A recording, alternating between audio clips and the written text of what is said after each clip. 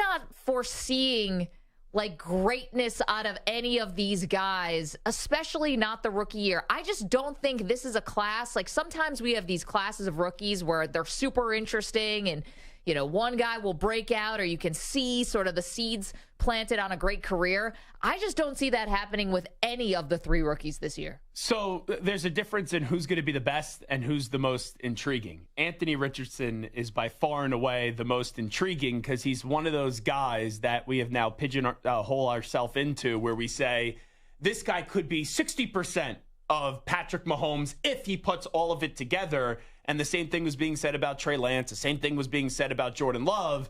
And here's the thing. We only really seen a few tangible moments like week 1 against Utah with Anthony Richardson and later on in the season. So there's not a lot of moments where we've seen it. And it's all based off potential. And I always say potential means you just haven't done it yet. Well, but okay, I'm interested, I guess, in Anthony Richardson. I definitely am. But he's not walking into a great situation here. No. You've got the owner openly feuding with the best player on the team, and that's Jonathan Taylor, who, by the way, is on the PUP list, so he still is not healthy. He's recovering from a foot surgery.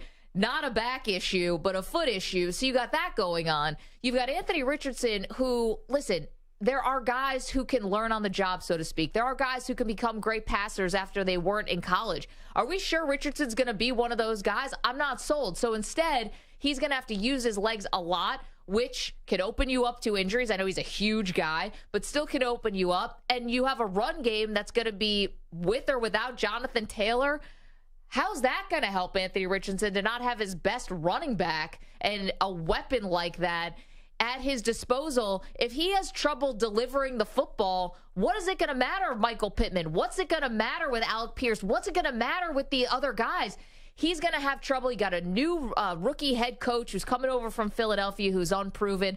I just don't see how he's going into a good situation. Bryce Young, you can squint and see it because the Carolina Panthers have a great defense. And they have a good offensive line, too. Okay. He's still small. He's slight. And he's light, you know, he's not very tall. He doesn't weigh a lot, and he doesn't have speed like Kyler Murray or someone like that who can, you know, make up for their lack of size. Bryce Young, from the shoulders up, phenomenal, smart, leader, all of those things. I worry about his size, and it's not like they have the who's who here on their in terms of their receiving core. Oh, the receiving core, there's no number 1 wide receiver, and we've seen a trend in this league now. And I'm not saying Bryce Young is someone that we're iffy on because he was the number 1 overall pick, but we've seen a lot of guys that people were iffy on, whether it was Josh Allen, Tua Tagovailoa, Jalen Hurts as well. And those guys didn't take that step until you saw the Bills go out there and get your guy, Stephon Diggs. Sure. I still think he's your guy. You also had the Philadelphia Eagles get Devontae Smith and also A.J. Brown. Yeah. You look at Carolina right now, good offensive line. You have Miles Sanders, who had a good year last year, but I think he's overrated. And Adam Thielen's your best wide receiver. 3 years ago, sign me up for Adam Thielen. Now Adam Thielen's a number 2 wide receiver. Yeah, I just, you know, you're starting off the season also in Carolina with 2 divisional games. So whether you think the NFC South stinks, which it probably will, but you still are out of the gate playing Atlanta and then playing New Orleans. And then after that, at Seattle, Minnesota, at Detroit, at Miami. This is not an easy schedule in the beginning for Carolina. And then you go to CJ Stroud. Listen, there's like no expectations for anything in Texas for the Texans this year because you have, again, new coaching staff. Everyone's unproven. And I love DeMeco Ryans, but he's unproven at the head coach level. You got offensive coordinator in Slovic. I mean, they're all coming from San Francisco, where Shanahan gets credit for everything on the offense anyway. So I've got to see the coordinator be able to do it on his own. You already have 3 offensive linemen that are dealing with injuries. You know, the thing is about, like, Houston, you can say they're trying to build like a mini San Francisco, but some of the comps, it's like Houston's got the poor man's, you know, like Dameon Pierce is like the poor man's Christian McCaffrey right now. You know, Dalton Schultz, you got the poor man's George Kittle. You could stop with the wide receivers. you don't have to say the wide receivers. I like Nico Collins. Nice job at Michigan, but come on, you got to do something in the NFL. I know. John Mechie, good story. But then you have, like, you know, Larry Tunsil, who I like. He's a good left tackle. But Get your gas mask. It's like Trent Williams. You know, it's like the little bit of a poor man's Trent Williams. So it's just not all there for these top 3 guys. Here's the thing, though. With the Texans, it's the first time. I'm not saying that you're starting to see the entire thing come together, and I had these high expectations. But the last 2 years when you're trotting out David Culley and Lovie Smith, everyone knew that those are placeover coaches, and there's no one really to believe in. You had all these draft picks, the aftermath of the Deshaun Watson situation, and now it's okay. You made the decision to go get CJ Stroud. Then, even though that may come back to hurt you next year with trading away the draft pick, you got Will Anderson, who's perceived to be one of the better players in this past NFL draft, and maybe some were saying the best player in the NFL draft. So at least you have some pieces and some belief where it's okay. You have a coach that people unknown, but at least he's a coach that they intend to win with eventually. And the same could be said with the quarterback and then also Will Anderson off the edge. And I talked to Denzel Perriman of the Texans, who played with the Raiders for a few seasons. And Denzel Perriman said, these guys come in. I know you could roll your eyes and say, okay, everyone says this when a new rookie comes in, but he goes, Will Anderson Jr. does not move like a rookie. And he goes, CJ Stroud, he already has taken over that locker room with the presence, and he's the guy leading the huddles at the end of practices and giving all the speeches. Okay. Well, I mean, I'm willing to put it out there. I don't think any of these 3 rookies are going to have a particularly good year. And Well, who will be the best? I don't see it. I would say the Panthers and this is not... They might have the best record. I think Andy Dalton's going to be starting a lot of those games. Oh, please, no. Well, please. I don't say that with glee. I mean, it's Perloff's friend, Andy Dalton, so I got to be careful. I don't want to, I gave you my PSA yesterday, how you have to have blue cheese over ranch when it comes to dipping your wings in. Yeah. But when it comes to quarterbacks, don't trot out, and sorry, Perloff, and I know Andy Dalton had a nice career, but I've seen enough of Andy Dalton. It's the same thing with the Steelers last year, trotting out Mitch Trubisky instead of putting out Kenny Pickett. It's just a waste of time. We know Bryce Young is going to play to start the season, but then it's, okay, can he stay healthy? Can he stay upright? That's why I think you're going to see Dalton. So 855-212-4CBS, 855-212-4227. Want to say a good afternoon to the Weedos and the Purple Drinkers. They are hanging out in the chat. You're welcome to come on in and say hello. Again, youtube.com/CBS Sports Radio is where you can hang out with us. I got to say, if you missed yesterday's show, boy, did you miss something pretty epic. A shot at immortality for Zach Gelb. I'm a zoo animal. That's what I am. I don't even think a zoo animal would have touched that, quite frankly. I'm going to start going to, birthday parties. They're going to have me in the pen. I eat some ranch, eat some ice cream, zoo animal. I can't wait until, you accidentally shoot yourself with a tranquilizer dart like Will Ferrell did in Old School. But, yes.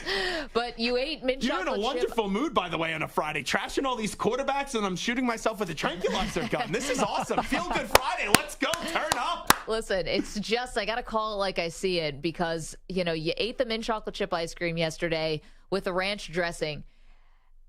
Somehow, inconceivably, you liked it, which was the weirdest part Tolerated of it.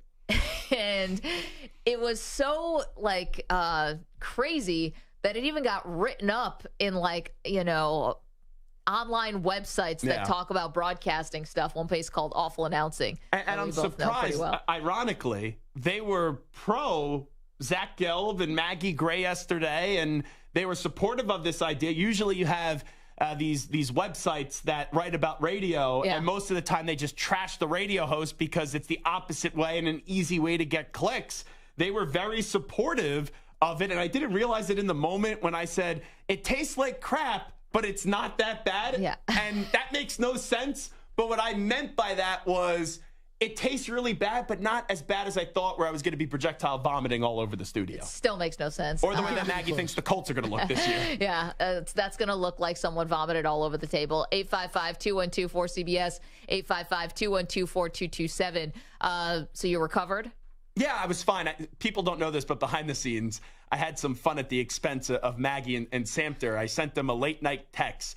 I went out to dinner, had a good night, and got home and was sitting around there for an hour, watched Jersey Shore as Sammy's now back. So that was big for me, as I'm a big reality TV person. Woof. And then I go, let me have some fun with Maggie and Samter. And I put them in a group chat and I go, guys, don't tell Spike. Don't tell David, our bosses. I've been throwing up for an hour and I'm on my way to the hospital. And Maggie's like, oh my God, are you serious? And Samter goes, once I told you guys that I was kidding, he goes, "You just gave me like a heart attack." I don't know how genuine that was from Samter. I thought that was like after the fact. Let me pretend like I care. Yeah, Samter checked in an hour later. Yeah. Zach would have been dead. So thanks, Samter. Too little, too late. I would have done CPR on Zach, but he's already dead. Yeah. But Samter Maggie, also watching Jersey Shore, could not be bothered. This pumping too much. There was genuine concern for Maggie, which I appreciated. Yeah, listen, you took one for the team yesterday. It looked like you enjoyed it. 855-212-4CBS, 855-212-4227.